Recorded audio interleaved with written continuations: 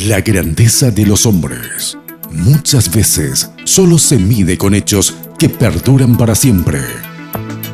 Sin embargo, hay hombres y mujeres que desde el anonimato cada día hacen grandes proezas que también merecen ser valoradas. De lo ordinario a lo extraordinario, experiencias transformadas para un legado eterno. Honoris causa, mucho más que un reconocimiento.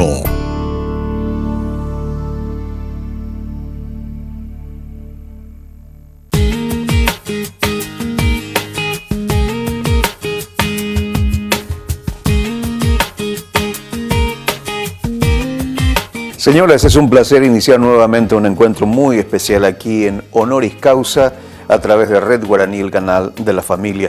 Tenemos el privilegio de estar en esta oportunidad conversando con el pastor Wesley Fer y él estará dándonos un poco el panorama amplio y especial que tenemos para compartir con todos ustedes aquí en Honoris Causa. Pastor, ¿cómo estás? Gracias por recibirnos. Muy buenos días.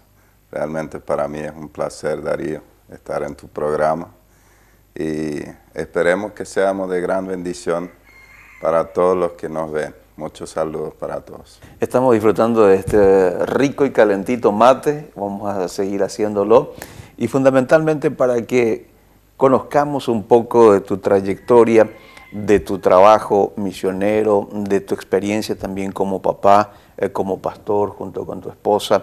¿Hace cuántos años en el ministerio? Hace 12 años que estamos pastoreando en Limpio. Empezamos una iglesia ahí, Iglesia La Antorcha. En realidad empezamos con una persona en una casa y fue creciendo, desarrollándose hasta lo que es hoy, ¿verdad? Toda una iglesia ya. Sí. ¿Tu llamado misionero, tu llamado pastoral, cómo se dio? Y mi llamado lo recibí en realidad cuando yo tenía 10 a 12 años. Recibí una fuerte convicción de que yo estaba llamado para las misiones viendo una película de Hudson Taylor y después el Señor me lo confirmó con un texto de Ezequiel capítulo 3, 17 donde dice: Hijo de hombre, te he puesto como centinela de la casa de Israel, tú vas a ir y vas a amonestar a la gente para que se convierta de sus malos caminos, ¿verdad? Esa palabra fue rema para mí, ¿verdad? Traspasó mi corazón y yo estaba seguro que el Señor me estaba llamando a algo poderoso, ¿verdad? ¿Y tuviste la oportunidad también de formarte bíblica, teológicamente?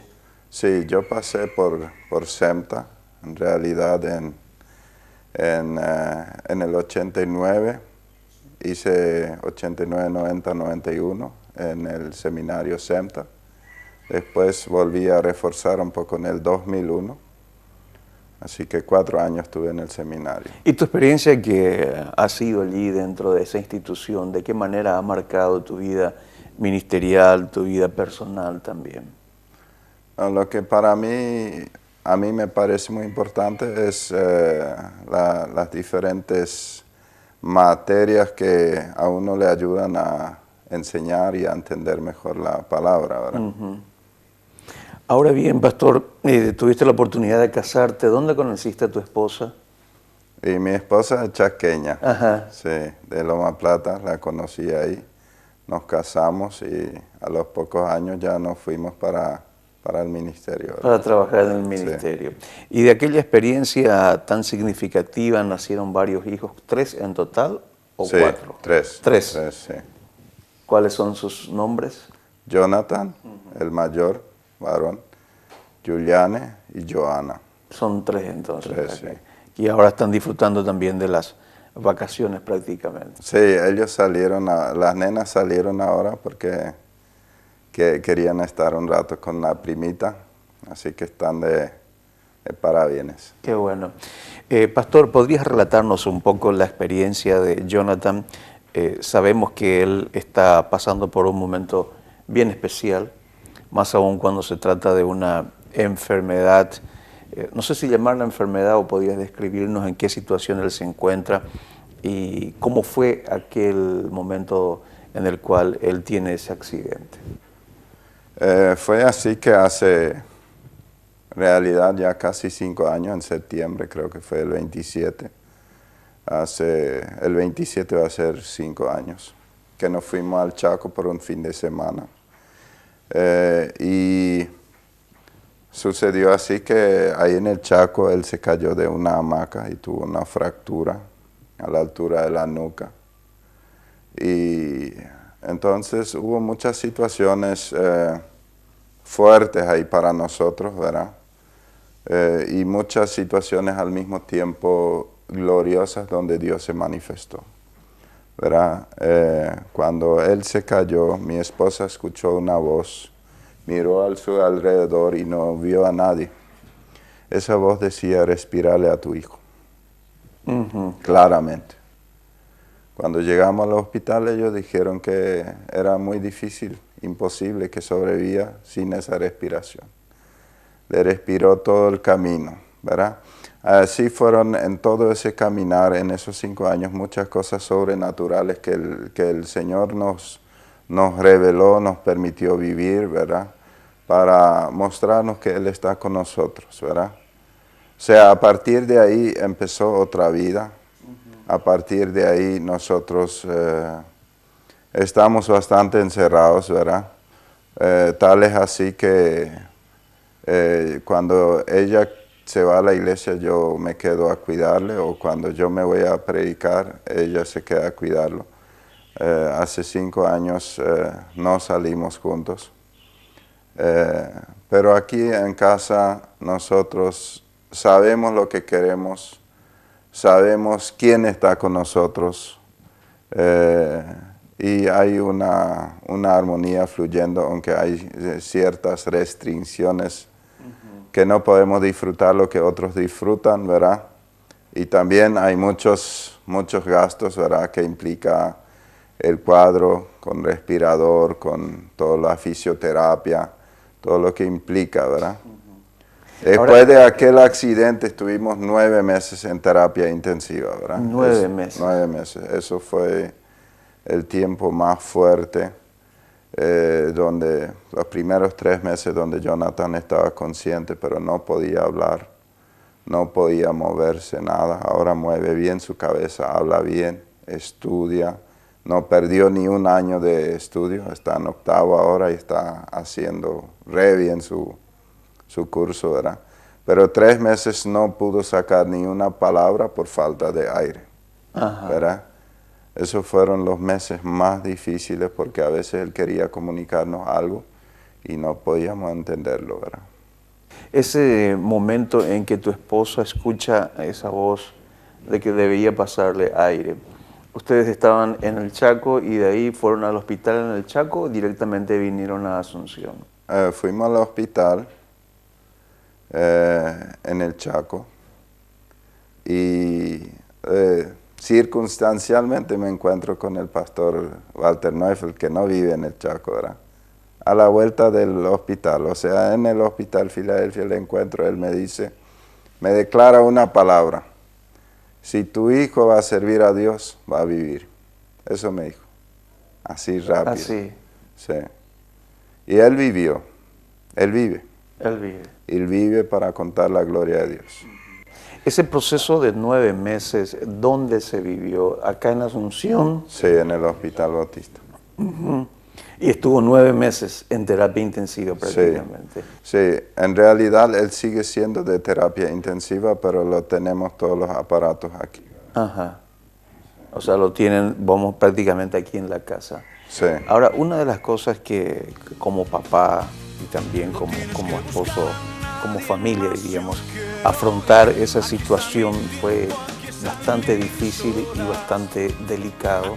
Ver a tu hijo que prácticamente estaba ahí postrado en cama y más aún con una situación o con un cuadro que uno prácticamente no sabía cuál era el propósito, cuál era ese aspecto tan circunstancial, diciendo, ¿será que mi hijo va a salir de esta? Quiero que, por favor, puedas pensar en la respuesta, Pastor Wesley. Vamos a ir a una breve pausa. A la vuelta estaremos compartiendo lo que Wesley está abriéndonos su corazón al contarnos lo que ellos han experimentado. Ya volvemos. aquí estoy yo.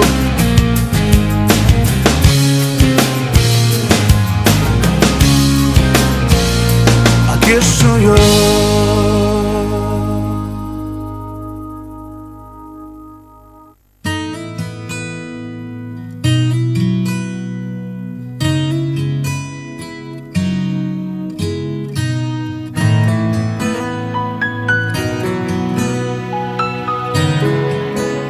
Seguimos aquí en Honoris Causa compartiendo con todos ustedes esta programación y conociendo lo que han experimentado, en este caso el matrimonio Ferd con su hijo Jonathan, compartiendo a través de Red Guaraní, el canal de la familia. Pastor Wesley, 9 meses en terapia intensiva en un hospital privado. Una parte es la cuestión económica, otra parte es todo el desafío emocional, espiritual, porque está bien si son 9 días. Pero 9 meses y aún él continúa en un estado de terapia, pero en este caso aquí en casa. ¿Cómo lo viviste? ¿Cómo ustedes pudieron enfrentar y soportar todo eso? Yo creo que soportar y enfrentar es mirar a Jesús.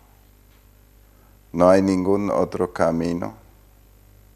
Yo creo que cada vez que mirábamos las olas, así como Pedro cuando salió de la barca para caminar sobre el agua, él se hundía. Cuando miraba a Jesús, caminaba sin problema sobre el agua. Y eso es nuestra realidad, hasta hoy día. Mientras nosotros miramos a Jesús, caminamos sobre el agua. Nos ayuda muchísimo. La palabra de Dios es la misma, ayer, hoy y siempre. El Señor Jesús vino a sufrir, vino a pagar el precio por nuestros pecados, por nuestras enfermedades en la cruz. Él venció, ¿verdad? Entonces, lo que a mí me ha ayudado muchísimo, yo he estudiado la palabra a profundidad. En el hospital yo leí los evangelios, porque la Biblia dice que la revelación perfecta del Padre es Jesús. Entonces es importante saber qué hacía Jesús cuando alguien con mi situación venía a Él, ¿verdad? Y no encontré ni una sola historia donde Jesús ignoró la situación, la dificultad de la persona y dijo, mira, ¿sabes qué? Esto no es para ti. Lo que Él sí pedía es fe, ¿verdad? Pero Él siempre intervenía favorablemente. Es más, varias veces menciona que y traían a muchos enfermos a Jesús y todos eran sanados. Ese mismo relato encontramos repetidas varias veces en Hechos de los Apóstoles. O sea, no terminó con Jesús, porque Jesús mismo dijo, ustedes harán las mismas obras que yo, y aún las harán mayores. Mira, Darío, para mí, si hay una cosa imposible creer, a mí me es imposible creer que Jesús no lo quiere hacer. Para eso mi fe no alcanza. Mi fe alcanza para creer que Dios lo va a hacer y lo va a hacer pronto. ¿Sabes qué? Vos sos papá, tenés varios hijos, Darío. Entonces, cuando tú le compras un regalo a tu hijo, tú le quieres dar ese regalo, ¿no es cierto? Tu hijo tiene que venir y tiene que agarrarlo, ¿verdad? Si tu hijo no lo agarra, entonces tú lo diste, pero él no lo agarró, pero tú lo diste, porque tú lo compraste para darle. ¿Sabes que Jesús, la Biblia dice que Él llevó nuestras enfermedades, Él llevó nuestro dolor para que nosotros podamos tener paz? También dijo Jesús que el diablo vino para robar, para matar, para destruir, pero Jesús vino para que tengamos vida y vida en abundancia, ¿verdad? Entonces yo entiendo así, bajo la cruz está el regalo que mi familia necesita. Está comprado, está pagado. Él ya lo pagó. Ahora, lo que muchas veces a nosotros nos cuesta, como que estamos en un país donde no hay mucha experiencia porque no hay mucha fe en esa área, hay que hacer una conquista. Pero bajo la cruz está pagado la sanidad de mi hijo. Eso yo creo firmemente. Y la sanidad de todos los que nos miran y los que necesitan un milagro está pagado en la cruz. Yo quiero animar a todos los que están luchando con algo similar, que no se entreguen. La única manera de perder es perder la fe, porque todo se conquista por fe.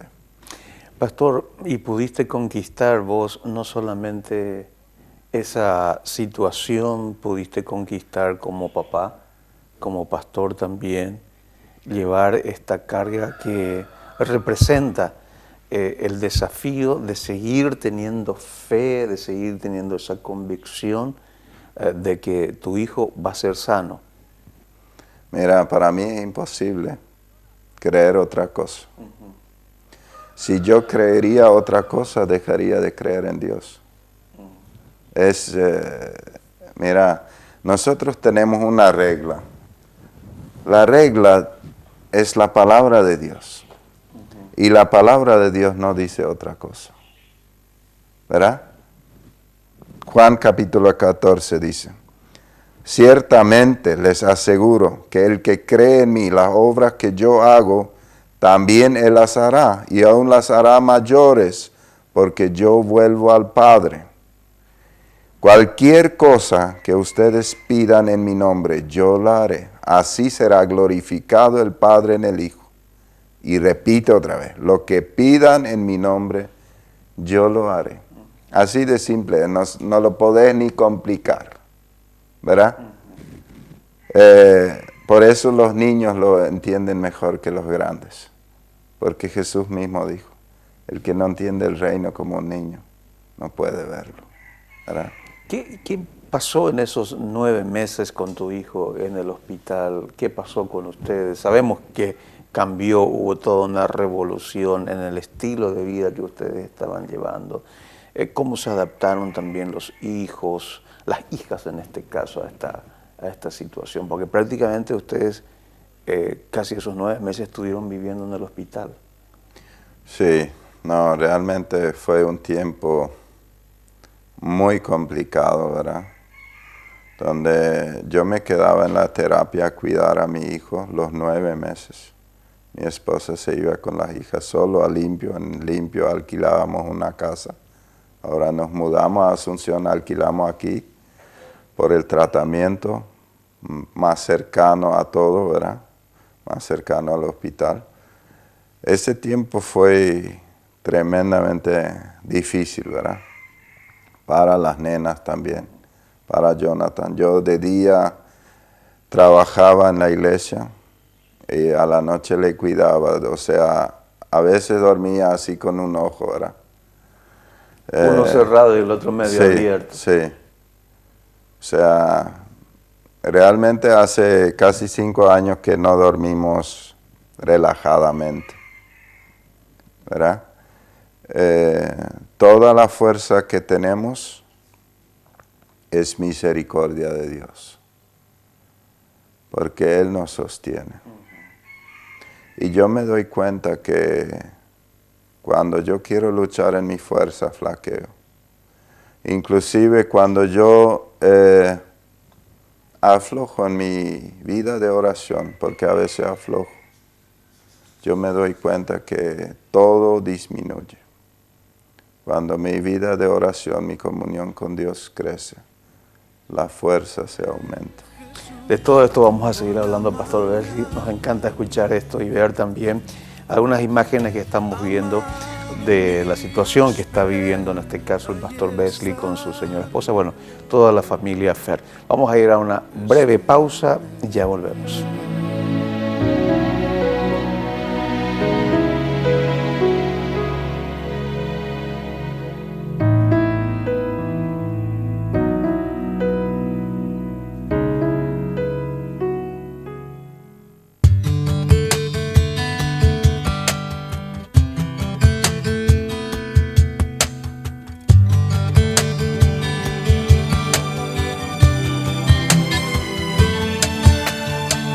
seas. Seguimos aquí en Honoris Causa con todos ustedes, compartiendo la experiencia del pastor Wesley Ferg, la situación que ha vivido su hijo Jonathan y el proceso que se ha dado en estos 9 meses que estuvo internado en terapia intensiva, cómo pasó esa situación.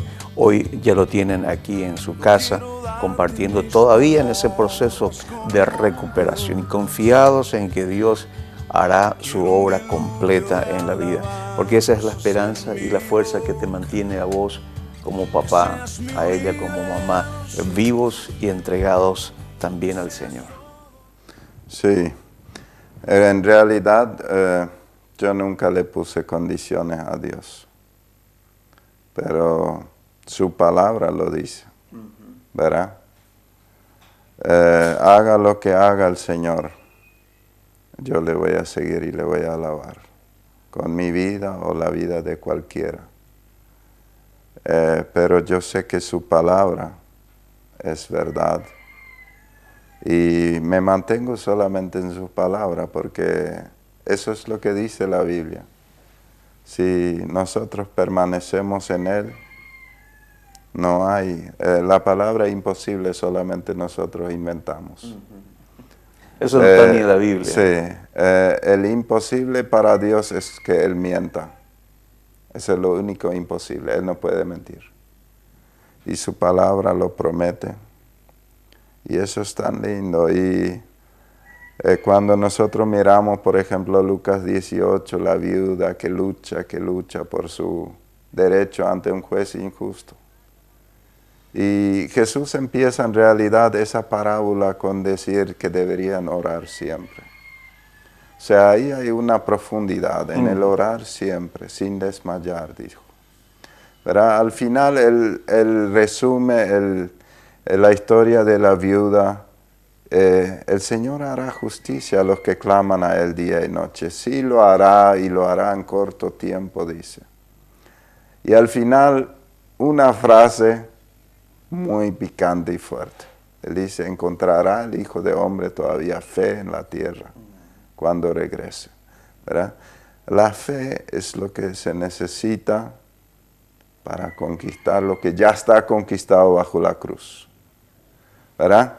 La fe es el transporte de la cruz a la realidad visible, de lo invisible a lo visible, ¿verdad?